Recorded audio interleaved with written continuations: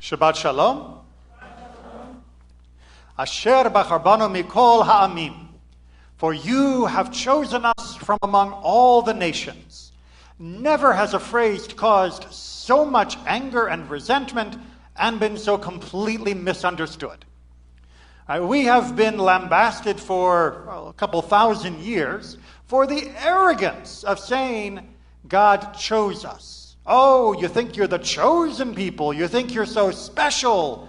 Say all of the other nations and religions who believe that God chose them instead.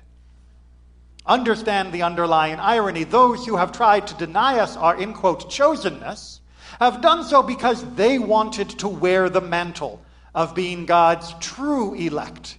And they did not like the fact that our language seemed to imply otherwise. But the ultimate irony beneath even that is that they didn't understand what we meant when we said we were chosen.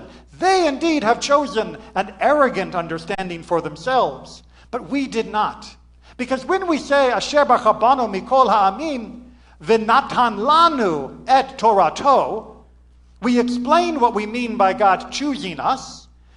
We mean God gave us the Torah.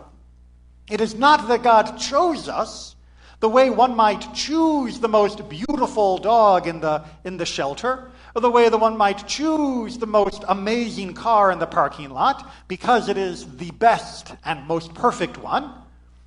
God chose us because God chose us. Let me explain that for you. The Torah makes no deceptions at all and says God did not choose you because you were the best. How's that for the ego inflator? God tells us directly, God did not pick you, Israel, because you were the best. He did not pick you because you were the greatest. He did not pick you because you were the largest. God picked you because he picked you. The implication is, if God had picked someone else, then God would have picked someone else for the Torah. And we would have had no right to complain that somehow this was unfair. God's gift of the Torah is one of God's many gifts, and we happen to have been the ones who were given that gift and who were willing to accept it. If God had offered the Torah to the Zulu in Africa and they had accepted it, then they would have been chosen for the Torah. If God had offered it to the Swedes up in their Viking homes in the north and they had accepted it, then they would have been chosen as the carriers of the Torah. God could have chosen anyone, and had they allowed themselves to be chosen for the duty and honor of carrying the Torah, then they would have been. We can never claim that it was only fair for us to receive the Torah and no one else. We must look upon it as the most generous gift, far in excess of anything we had earned, that we have ever had the honor of receiving. And this is important not only to keep our humility in the proper perspective and to understand what we mean when we say God chose us to carry the Torah, but it is very important because this puts a proper perspective on how we view others in the world and how we view the world itself. There has been a tendency of late for people to lament the lack of great people.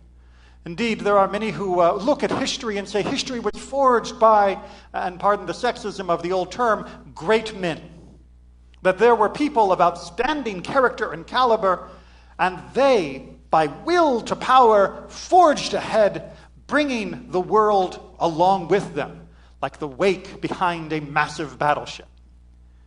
And that there was something unique, something almost superhuman about their nature, that was willing to defy the conventions of their age, willing to defy the norms that had bound lesser people before, and to chart a path. And Judaism says, no, not so much. Yes, Abraham was an iconoclast, but do you think that Abraham had special blood? Do you think Abraham had some special element to his soul that was not present in everyone else? No. Abraham was a guy. He was a guy who did amazing things. But as I mentioned to Kyle a moment ago, doing an amazing things doesn't mean you were an amazing person before that. It means you have chosen to do something that was amazing, and anyone else could have chosen to do the same if they had wished. Moses, also a rather amazing guy, but does that mean no one else could have taken Moses' role? Was Moses unique? Was he gifted by gamma radiation to allow him to have the superpowers that he wielded? No, absolutely not.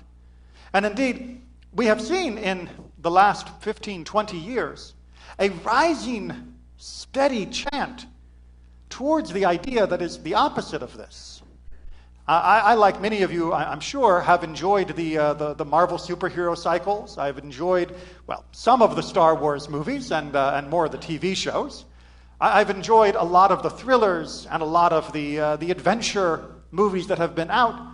But almost all have begun to hew towards a particular narrative theme.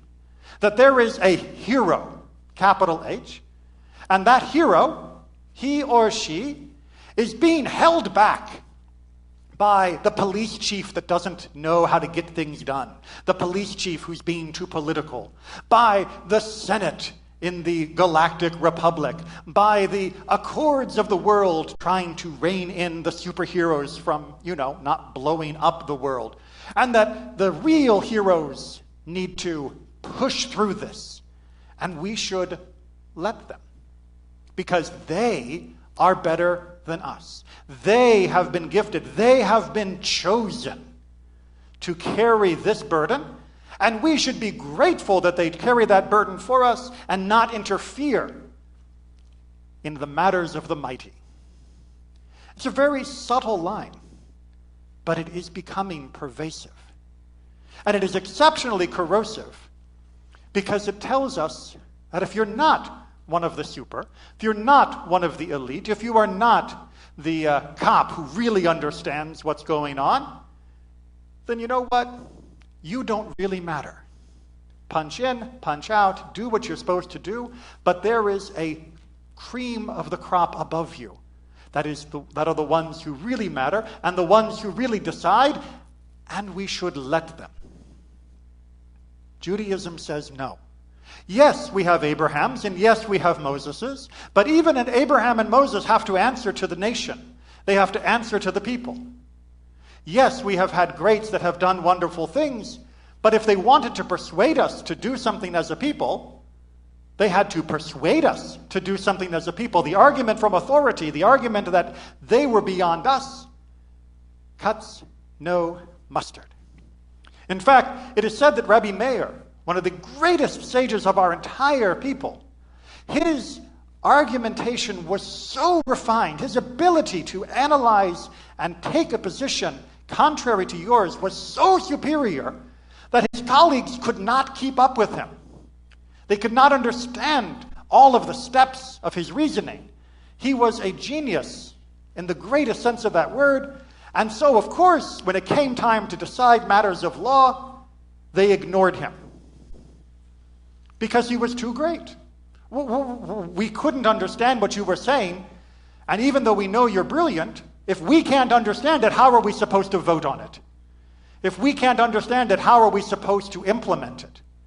We're not going to just sit back and say, oh, you're too brilliant, Rabbi Meir, please take over. Please lead all of our people.